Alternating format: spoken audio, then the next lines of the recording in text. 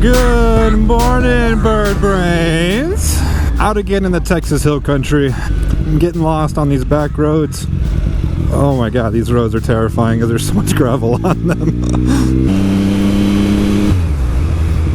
I want to learn how to do sport bike stuff, guys, so I don't know. I might be saving up for a track day up at Coda or something with Ride Smart or one of those other organizations that teach you how to do sport bike stuff. I just feel like I just do not have the skills and the talent right now to ride this bike like I want to ride it. Get me on a dirt bike and we'd be talking, you know, complete different situation, but you just ride a sport bike so much different than any other bike, really. But track days are expensive. I mean, not so much, I mean, the fees themselves get kind of pricey, but you have to take into account all your bike prep and I mean, I don't have any leathers, so I mean that's a huge expense right there. Do they let you rent leathers? Like, is that a thing? Because that sounds kind of gross, but I mean, I might be willing to tough it out if I get to go fast.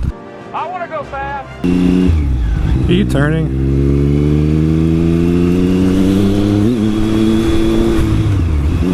But yeah, maybe I'll hit up Freerider. I know he does a lot of those track days, so maybe he can give me a little bit more information. But going back to the sport bike topic, I have been getting tons and tons of hate for this bike. It's kind of died off a little bit since I first released it and made it a part of the channel. But I was kind of disappointed that I got so much hate for it. I know one guy, he made a comment. He retracted the comment because he said he worded it a little bit wrong, but it kind of came across as I'm a douchebag, but the only reason that he watched me was because I'm a douchebag on a Harley. So I expected to lose subscribers when I got this bike. I was talking with Blockhead before I purchased it, and I told him I know it's going to happen. I mean, you're going to have your Harley diehards, and that's all they want to watch, and that's all they care about, and any other bike is a piece of crap, and the Harleys are the only real bike.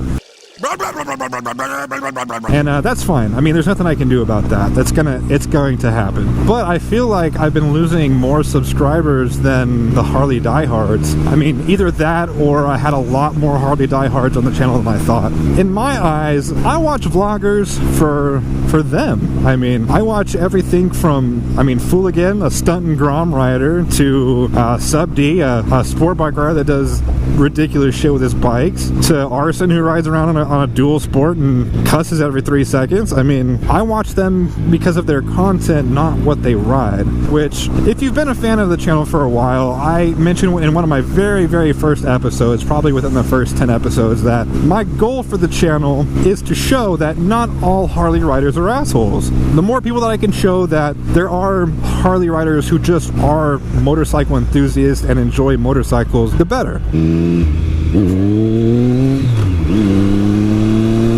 Getting those wheelies up a little bit higher, but they're still bitch wheelies, and I want to fix that. But I'm a little paley white ginger bitch, so that makes sense. But yeah, I mean, I kind of touched on it on the sport bike versus cruiser video that I did a while back, or not a while back, a few days ago. But I just love motorcycles. Like, I will probably at one point own 3 or 4 motorcycles. I know at least 3. I want a supermoto in my life. I do. I want to be able to go off-road and explore more. That's next on my list. But it was just kind of disheartening to see people abandoning the channel just because a different bike came into play. And it's not like this bike is replacing the Harley. Right now it seems like that, but that's just because the Harley is down still. And the way the timeline worked out, I just didn't have the money to put into the Harley because it had gotten tied up prior to me knowing I was going to need that money. So it's not like I misbudgeted for the build. I budgeted for the build great. I actually was under budget and was able to put more stuff on than I originally budgeted for.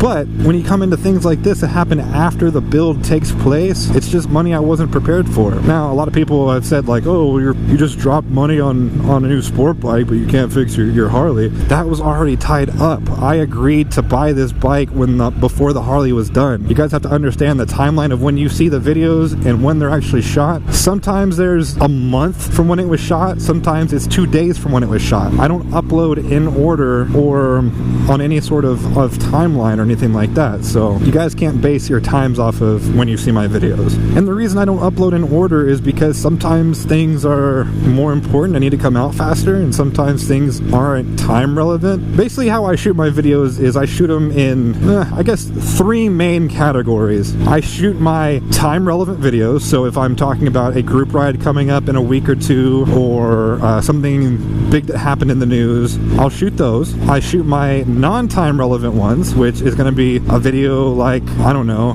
what I think about naked bikes. I mean, just throw out a random topic that I could post tomorrow or next month, and the response is probably going to be generally the same. And then I shoot my group ride or special event videos like the Texas Moto Meet or any of my group rides that I have, because those could be uploaded tomorrow or the next day, or they could wait a while. And those generally take a little bit longer to edit, just because I usually, if you watch my videos, you know the difference between a standard motovlog like this and a cinematic group ride or a story that I tell. I try to make my group rides into more of an experience video that tries to make you feel like you were there at the event, as opposed to just, oh, this is me talking. I don't do a lot of talking on my group rides, and that benefits both you, the viewer, and me, because I don't want to worry myself about getting content and making sure I'm recording enough to make an episode and doing my intros and doing my outros. And any motovlogger will tell you, being too focused on recording can ruin a ride, and I just don't want to do that.